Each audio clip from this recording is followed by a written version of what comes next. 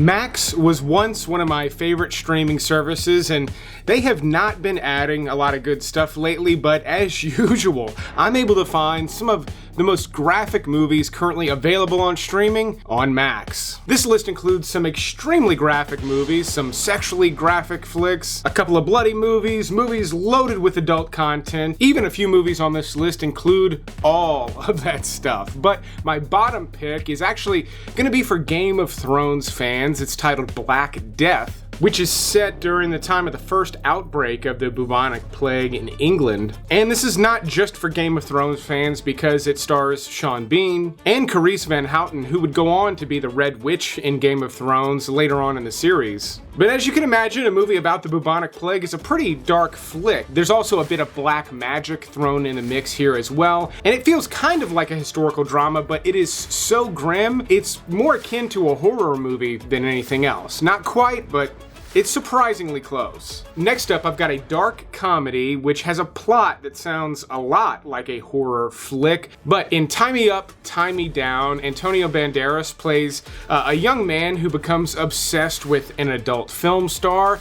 He tracks her down and kidnaps her. And they gradually begin to fall in love, and it's not quite Stockholm Syndrome. I mean, it's an actual love story. There's actually a sex scene that takes place fairly late in the movie that's kind of awkward and graphic, but serves this story perfectly, like it's a really well-directed movie. It's actually from acclaimed director Pedro Almodovar, who also did The Skin I Live In with Antonio Banderas, another weird film I love recommending here. But Kristen Stewart stars in my next pick, which is kind of a bizarre psychosexual thriller, kind of an old-fashioned thriller, in fact, with Love Lies Bleeding. Now, in this movie, she plays a woman who falls in love with a female bodybuilder who trains at the gym where she works. And they have kind of an interesting budding love story. There's enough there to grab onto, but this actually turns into kind of a dark, twisted thriller. Now, it never goes into extremely dark territory. I'll say, though, Ed Harris plays the bad guy in this, and he's unusually slimy for him. And Love Lies Bleeding is not just like a sappy love story with a little bit of crime thrown in. There's some heavy crimes at play and something slightly supernatural, at least in the way that this movie was filmed. It's got some interesting elements to it, and again, feels a lot like an old-fashioned thriller from the 90s. I'll never fall in love, okay? Now, even though I've got some movies with just some hair-raising elements on this list, I mean, some really extreme movies, I don't know that any of them are going to be as upsetting as my next pick, The Iron Claw. Pop tried to protect us with wrestling. He said if we were the toughest, the strongest, nothing could ever hurt us. I believed him. We all did. This is the story of the Von Erich brothers, three brothers who were pro wrestlers in the 1980s, very successful pro wrestlers, and their life story is beyond heartbreaking. I mean, almost from the jump, it is an upsetting ride, but this movie is loaded with some incredible actors, and Zac Efron is kind of the lead here, but he got huge for this movie. I mean, it's almost distracting to watch. Him and the guys that play his brothers are just fantastic in this movie. But the movie itself sort of supposes that there's like a curse upon the family figuratively, and when you watch, you can see why. I mean, they really went through some hard times, honestly, to say the least. It's a downer of a flick, but not quite in the same way that The Wrestler was. It's got its own thing going on, and it's much more about their family and their connections and how all of that got kind of destroyed through their lives. I will say, as good as the movie is, Kevin Von Erich, the guy that Zac Efron played, was very recently on Theo Von's podcast, and he didn't have anything negative to say about the movie, because, I mean, it really is a good flick, but apparently, they portrayed his father in a way that was much more harsh than he was in reality. The way he put it is that they were all very hard on each other.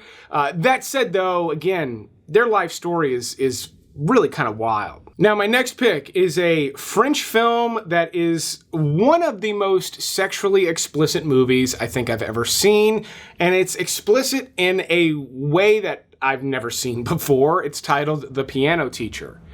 Now, not only is this movie very sexually explicit, it also deals with some rough themes I'm going to get into here in a minute, but it is also an incredible film. I mean, the acting in this movie is as good as it gets, honestly, and that is what carries the movie. That and the craftsmanship of the filmmaking is pretty stellar here as well. But this movie's about a piano teacher who begins to fall for one of her students, yet she's got these very deep, very dark desires that she wants to let out, and this younger male student of hers, honestly, is probably not the best person for her to pursue this with. So the conflicts and everything in The Piano Teacher are very unusual, cinematically speaking, but super interesting if you're not going to be turned off by some bizarre sexual kinks that get revealed in this movie. And don't get me wrong, some of them you may identify with, others are going to just completely blindside you. There's some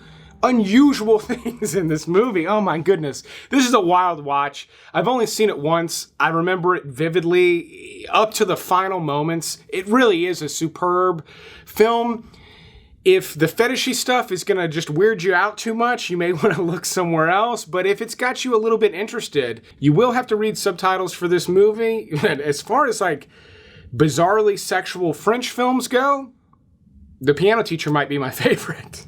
Coming up, I've got two brand spanking new release movies that totally blew me away, and one of my all-time favorite movies from the 80s that has a director's cut available on Max. Speaking of movies from the 80s though, this shirt is based on one of my all-time favorites, Escape from New York, but I've got a lot more based on my favorite movies available at darrenvandam.com/shop. The shirts are ridiculously soft. They are a fitted design. You can kind of tell how this one fits me. So if you like yours loose, definitely go a size up. And while you're there, you might as well sign up for my free email newsletter. I send one email out every single Friday featuring 5 movie recommendations I don't necessarily discuss here on the show, new releases. In fact, this week's email covers Ryan Coogler's latest flick, Sinners. But one of those new releases I absolutely loved was actually Heretic, starring Hugh Grant. Belief or disbelief? What happens if we choose the wrong door?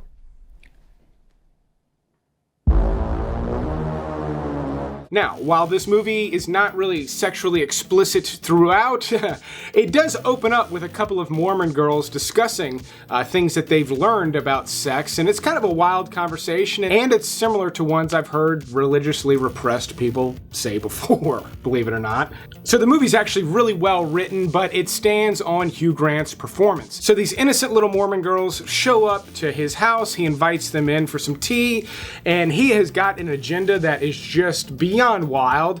He's actually very brilliant and is playing this little intellectual cat and mouse game with them where he's purposely staying like 1 or 2 steps ahead of them, only letting them find out information in a way that kind of like slowly terrifies them and ratchets up the tension. This one ultimately goes to some familiar territories in terms of like big budget theatrical release horror movies, but 90% of it felt pretty new and fresh to me. Speaking of Sinners, if you did see it and it gave you vampire fever again, my next pick is a highly underrated vampire flick. In fact, it is an early movie from legendary director Guillermo del Toro, and I think probably his most underrated flick of all time, Cronos. As I said, it's a vampire movie, but it actually involves this little ancient device that can transform someone into an undead, bloodthirsty ghoul. Cronos is mixed language, it's Spanish and English. You'll have to read subtitles for a good bit of this flick, but it's loaded with all the classic gothic Guillermo del Toro stuff you've come to grow in love from his movies, and it's so cool to see it represented early in his work. I mean, The Shape of Water, I liked it. I don't know that it deserved like Best Picture. Cronos deals with a lot of similar themes, I think, in a better way than The Shape of Water did. Or Crimson Peak, or a lot of his movies that kind of missed the mark a little bit, Cronos practically nails it. If you like the idea of never running out of good movies to watch again, definitely subscribe to the channel. I post 1 or 2 videos like this every single week, recommending movies across all the major streaming services. But the late great David Lynch has a handful of movies that could easily fit anywhere on this list, and they're all on Max. The one I picked for this list though is one of his most classic Blue Velvet. Now, they also have Inland Empire and Eraserhead, two of his weirder movies, but honestly, Blue Velvet, as weird as it is, it's kind of the most down-the-middle movie he's ever made. Meaning it's the most accessible. Now, it does have a lot of bizarre elements in it, which almost makes it feel stranger. Like, it feels like it takes place in our reality in a way that none of his other work does. Yet, it's still got that quintessential David Lynch flavor. Not to mention one of the best bad guys Dennis Hopper ever played. This is not my favorite David Lynch movie, but it does have some of my favorite moments that he created. There's a lot of tension in this one that you don't really get with his other work because all of his other films are so strange. But this one, feeling more like a classic thriller, it works for me. Now, when I was recommending Heretic, I was so focused and so enamored with Hugh Grant's performance, I failed to mention that the girls in the movie, Sophie Thatcher and Chloe East, were both really amazing. Like, they went toe-to-toe with a great actor like Grant and made that movie work. But Sophie Thatcher also stars in another brand new release that just hit Max last week, and I was totally surprised by Companion. Now, in this movie, she plays a sex robot, and I gotta say, I think this is my favorite sex robot movie of all time for a bunch of reasons. Now, the reveal that she's a sex robot is a bit of a surprise, but they give it away to you in every single trailer they released for the movie. They kind of even sell it in the poster. And for the first 30 minutes of Companion, it feels like a supernatural thriller. You're not exactly sure what's going on, but knowing that she's a robot is helpful, meaning it makes a lot of things more interesting in that first 30 minutes, and trust me when I say, her turning out to be a robot is not the big twist in this movie. In fact, there is a twist so big early on in the movie that the rest of the film is actually quite funny. Yeah, she's tied up inside, so she's not going anywhere.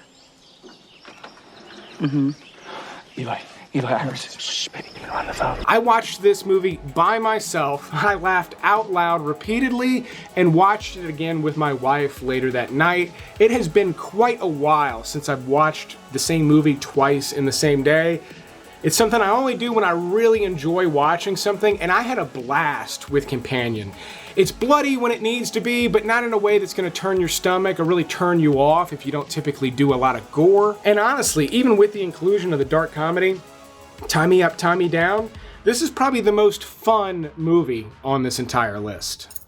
Granted, there's not a lot of fun stuff on this list. But my next pick features one of the most famous robots in cinematic history with RoboCop, the director's cut. The director's cut of RoboCop does not add a lot of time. There aren't like deleted scenes. Rather, there is just excessive violence that they had to cut out of the original RoboCop in order to get it an R rating. So the director's cut is essentially what we were originally supposed to see in theaters, and it was going to be a hard NC-17 just for some of the more graphic elements, and it is the way to watch this movie. I mean, it holds up as one of the better satirical sci-fi flicks, not just from the 80s, but like from all time. It's loaded with action and badass moments, practical effects, like all the stuff I love, but the satirical elements in RoboCop are strong. Like, they did not fade away with time. If anything, the world has been heading in a somewhat similar direction in a lot of ways, and I think that's why this movie holds up. But here's a quick recap of the full list. I always put this down in the top pinned comment as well,